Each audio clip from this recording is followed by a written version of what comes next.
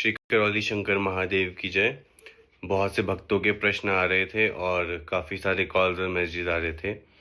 एक वीडियो जो वायरल हो रहा है, दरबार के खिलाफ प्रचार चल रहा है मीडिया का, आप लोग देख सकते हैं, जिसमें बात की जा रही है कि एक लड़की के अंदर प्राण कैसे स्थानांतरित किए जा सकते हैं। और सबसे हैरानी की बात यह है कि ये प्रश्न वो कथावाचक, वो वैष्णव संप्रदाय के संत महात्मा पूछ रहे हैं जिन्होंने पिछले साल राम मंदिर की प्राण प्रतिष्ठा में बढ़ चढ़कर भाग लिया था। वो मीडिया, वो न्यूज़ वाले ये क्वेश्चन पूछ रहे हैं जो पूरे विश्व को राम मंदिर की प्राण प्रतिष्ठा का लाइव टेलीकास्ट करा रहे थे। एक दोगलापंथी की हद होती है जो तुम लोगों ने पार कर दी है। कैसे? जब एक पत्थर की मूर्ति जो बोल नहीं सकती, चल नहीं सकती, खुद से खा नहीं सकती, पहन नहीं सकती, नहा नहीं सकती, उसमें तुम क्लेम करते हो कि तुम वैदिक मंत्रों, अनुष्ठान, हवन इत्यादि के द्वारा उसमें प्राण स्थानांतरित कर रहे हो। और किसके प्राण? साक्षात भगवान राम के, ईश्वर के, नारायण के प्राण उसमें ट्रांसफर करने की तुम बात कर रहे हो वैदिक मंत्रों के द्वारा। इतनी हिम्मत है सब में कि तुम ईश्वर के प्राण एक मूर्ति के अंदर डाल सकते हो। पर अगर श्री करौली शंकर महादेव एक लड़की के अंदर उसकी मां से प्राण स्थानांतरित कर देते हैं, वो भी किस तरह? उसी वैदिक अनुष्ठान, हवन इत्यादि के द्वारा, उसी वैदिक रीति के द्वारा अगर वो प्राण स्थानांतरित कर देते हैं तो ये कैसे हो गया? तो ये ढोंग हो गया और ये पाखंड हो गया। तो आप सब मीडिया वालों से पहले मैं पूछना चाहता हूं कि जब आप राम मंदिर की प्रतिष्ठा का प्रोग्राम लाइव सबको दिखा रहे थे तो क्या वो पाखंड था क्या? तब ये प्रश्न क्यों नहीं उठाया गया कि मूर्ति के अंदर प्राण कैसे आ सकते हैं?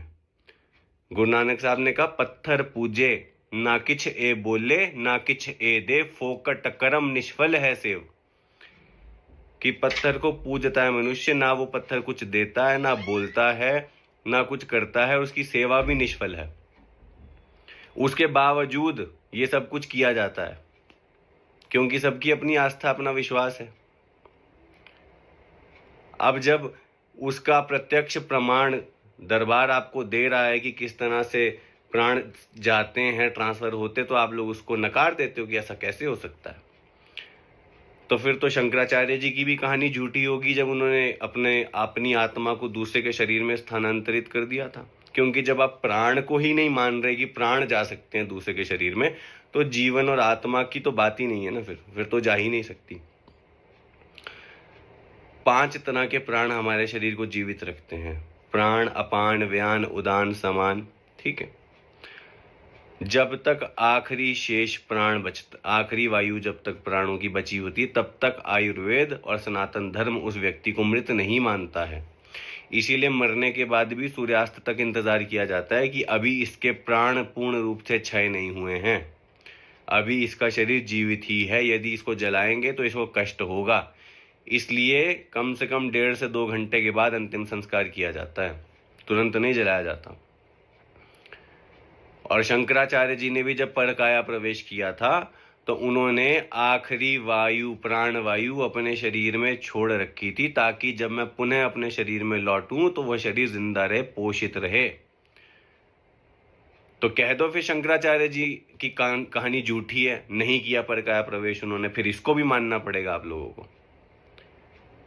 आप लोगों को शर्म आनी चाहिए। भगवा वस्त्र पहन के, बड़ी दाढ़ियां बना के, बड़े लंबे बाल लेके गद्दियों पर बैठकर कुछ भी आप लोग बोलते हो। एक आम व्यक्ति जो अपना निजी जीवन जीता है, जो अपना कारोबार कर रहा है, नौकरी कर रहा है, अपनी पढ़ाई कर रहा है, इंजीनियरिंग कर रहा है, कोई डॉक्टर है, उससे उम्मीद की जा सकती है ऐसे प्रश्न की, क्योंकि उसे स्पिरिचुअलिटी का, अध्यात्म का कोई ज्ञान नहीं है।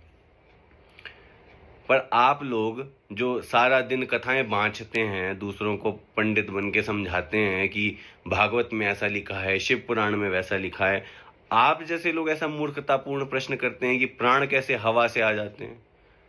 तो प्राण कहाँ से आते हैं? और अब मैं आपसे पूछता हूँ, फिर कहाँ से आते हैं प्राण? बताओ। प्राणायाम कैसे किया जाता है? सांस ही तो ली जाती है, उसी से तो प्राणों का आयाम होता है। प्राण शक्ति को कैसे बढ़ाया जाता है मनुष्य के शरीर में? प्राणायाम करके। तो वो कहाँ से आते हैं? हवा से ही आते हैं मेरे ख्याल से। आप पूछते हैं हवा से कैसे प्राण आ सकते हैं? इतने मूर्ख हैं क्या आप? क्या आपको ये भी नहीं पता कि प्राण कहाँ से आते हैं? तो थोड़ी सी शर्म करनी चाहिए।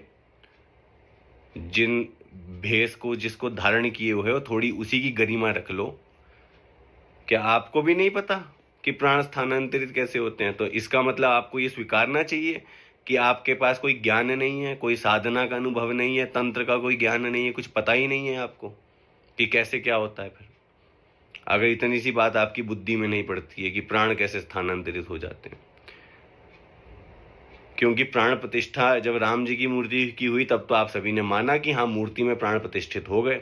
तो जब मूर्ति में प्राण आ सकते हैं तो जीवित व्यक्ति जिसमें प्राण रहते ही हैं उसमें प्राण क्यों नहीं आ सकते? पहले तो इस प्रश्न का उत्तर दीजिए। उसके बाद आप लोग दरबार पे क्वेश्चन उठाइए और पूछिए कि ऐसा कैसे हो सकता है। और उसके लिए भी आपको आना चाहिए दरबार, सीखना चाहिए। ये विद्या सभी के लिए है, सभी इसको जानें और समझें और समाज को सुधार सकते हैं और समाज को स्वस्थ बना सकते हैं। हरि हर।